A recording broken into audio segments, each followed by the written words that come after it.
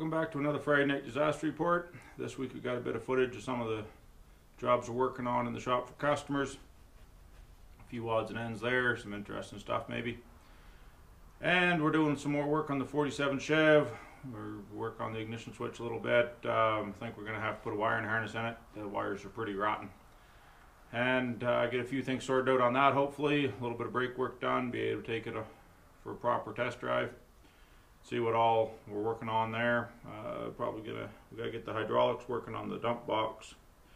Got some projects we want to do with that, where we want to be able to dump it, and we'll show you what's going on, what we've been up to.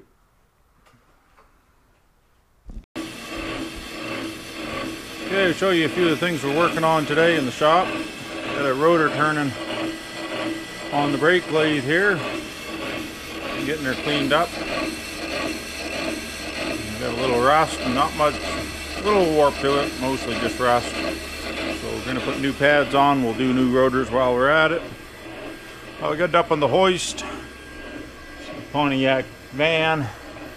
We are missing a shock mount that tore off. The shock's bent. So we're going to fab that up, get that fixed so that the shocks work again. And then over on the other hoist here, we got a Ford half-ton that's got a little issue here. We'll get a light in here so you can see. And if you look at that top of that ball joint, there's a little problem there. And this one has the same problem.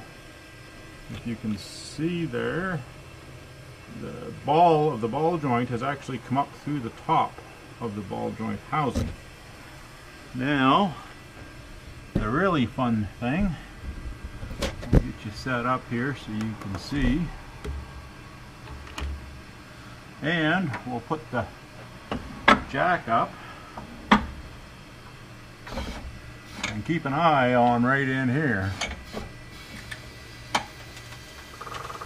And as we go up,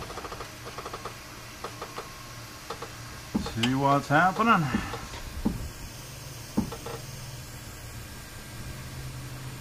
There's no connection between the ball socket stud and the ball joint. She broke right off in there. And the only thing holding on is that little nub that's sticking up right there. See if we can get you in nice and close there.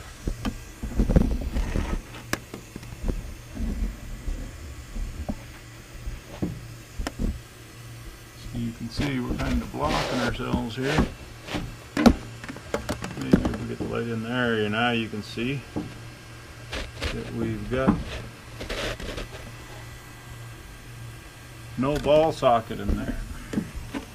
Or got no stud connecting the ball to the rest of the ball joint. Let's drop a bit more here. There we go. We should be able to see that. Yeah, see, she broke right off. This side doesn't appear to be broke off, but she definitely needs some ball joints. It's a first for me seeing them ball joints poke right up through the top of the ball joint. So that's on today's list, along with whatever else comes in. I think might have some tires to do this afternoon and all that kind of interesting stuff. While we're looking stuff over, this is a rotor we've already done for this side, and we have this ball joint here on the Pontiac van that we're going to replace. It's loose, not near as bad as that half-ton, but needs to be done. So we'll bring you back later. Okay, we're working on the 47 here. The ignition switch goes in here. We just got done taking that out. It was a bit of a fight. No trouble getting the screws out, just trouble getting it out because the wires were wrapped around. Whoever put the choke cable in wrapped everything around it, so I had to take the wires off to get it down below the dash. Had the wires cinched straight up tight. So we're going to fire it up, bring it inside to work on the brakes. Of course the battery's dead, so we had to take the battery out, charge it. all that kind of fun stuff. And looking at the condition of the wires, seeing as how most of the cloth wire and insulation is coming off the wires, we'll probably get a new wiring harness. And for the price of one, it ain't worth trying to make one. And we'll work at putting that in sometime in the future. And we threw a battery in the old Monte Carlo here and to see what would happen, and seems to be stuck. The starter goes clunk, but it don't try to turn. When you try turning it over by hand, it seems to be fairly solid, so I don't think we'll mess with that much. We'll probably just end up pulling the engine and everything out, deciding what we're going to do with it at that point. But I figured it was worth a try. If she spun over, then we might try to get her going, but we ain't gonna worry about that for now. We've been working on the 91 Ford 7.3 IDI diesel, trying to get fuel leaks plugged up in her. We've been having more trouble with the O-rings leaking in some of the injectors. We put new O-rings in them, and then this line here for some reason will not quit leaking. When we put it back on the injector, and we've cleaned it and we've blown it off and we've messed around and we've wiggled it and tightened it and loosened it and around and around, and it just keeps seeping. So I don't know what's going on there. There's a crack. It almost acts like there's a crack in the line there underneath the nut. I can't see anything.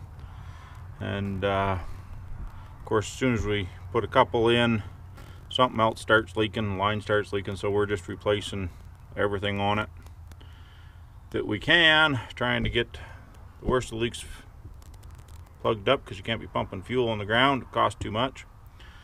And we got to figure out what that line's doing there. So same old stuff, everything breaking down and trying to keep ahead of it fixing.